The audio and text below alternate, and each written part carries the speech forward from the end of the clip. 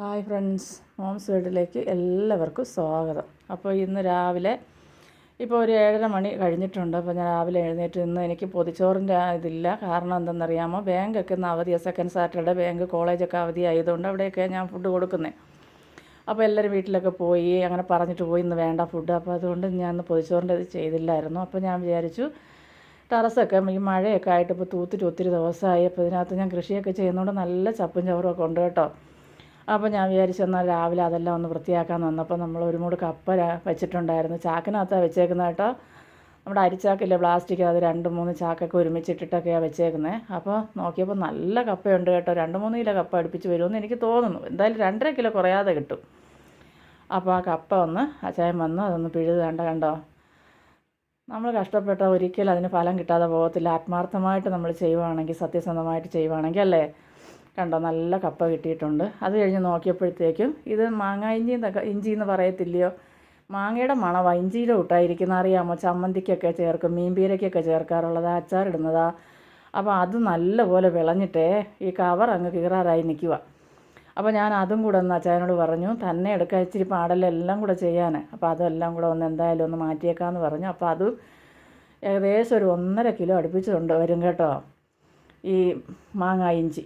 അപ്പോൾ അതും കൂടെ നമുക്കൊന്ന് വിളവെടുക്കുന്നത് കാണിച്ചേക്കാമെന്ന് വിചാരിച്ചു. കണ്ടോ, അപ്പോൾ ഞാനിവിടെ ചാണകപ്പൊടി, ചാരം, എല്ലുപൊടി, വേപ്പിൻ പിണ്ണാക്ക് ഇതൊക്കെയാണ് ഞാൻ കൃഷിക്ക് ഉപയോഗിക്കുന്നത് കേട്ടോ.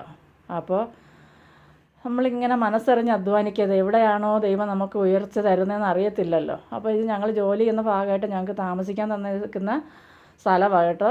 ടെറസിൻ്റെ മണ്ടയിലാണ് ഞങ്ങൾക്ക് റൂം തന്നേക്കുന്നത്. അപ്പോൾ അതിന് ചുറ്റും ഞാനിങ്ങനെ കൃഷി ചെയ്യാം. പക്ഷേ അവർ നല്ല മനുഷ്യരായതുകൊണ്ട് ഇതുവരെ ഒരു എതിർപ്പൊന്നും പറഞ്ഞിട്ടില്ല. ഞങ്ങൾ ആവശ്യമുള്ളത് കൃഷി ചെയ്ത് കപ്പയായാലും ചേമ്പ് ഇതൊക്കെ ഞാനിങ്ങനെ ബക്കറ്റിൽ വെച്ചെടുക്കാറുണ്ട് കേട്ടോ.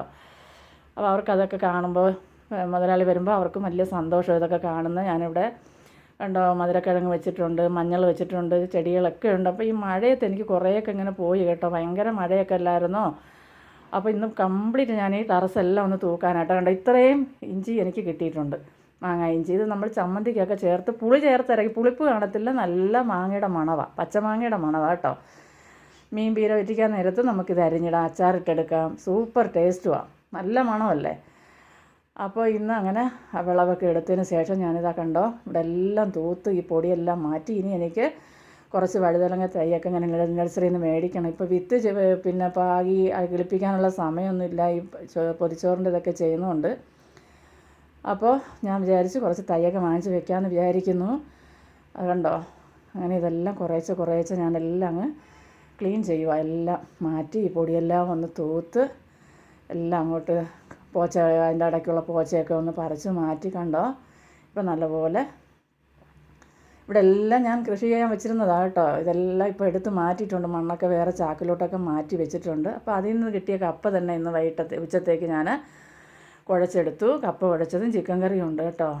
നല്ല കപ്പയായിരുന്നു. എനിക്ക് സത്യം പറഞ്ഞുകൊണ്ടല്ലോ ഇങ്ങനെയൊക്കെ എടുക്കുമ്പോൾ എനിക്ക് വലിയ സന്തോഷം. എനിക്ക് ഏറ്റവും ഇഷ്ടമെന്ന് പറഞ്ഞാൽ പാചകം ചെയ്യുന്നത്, കൃഷി, അതുപോലെ ക്ലീനിങ് ഭയങ്കര ഇഷ്ടമാണ് കേട്ടോ. വീടും പരിസരവും ക്ലീനിങ് ചെയ്യുന്നത്, പൂച്ചെടികളൊക്കെ, അതൊക്കെ എനിക്ക് ഒത്തിരി ഇഷ്ടമാണ്. അപ്പോൾ അതെല്ലാം നിങ്ങളോടൊന്ന് ഷെയർ ചെയ്താൽ പറഞ്ഞ് വിചാരിച്ചിട്ടാണ് ഞാനിന്ന് വീഡിയോ ഇട്ടേ. അപ്പോൾ ഈ വീഡിയോ ഇഷ്ടപ്പെടുവാണെങ്കിൽ നിങ്ങളെല്ലാവരും എൻ്റെ ചാനൽ സബ്സ്ക്രൈബ് ചെയ്യാനും ലൈക്ക് ചെയ്യാനൊന്നും മറന്നു പോകല്ലേ. ബൈ.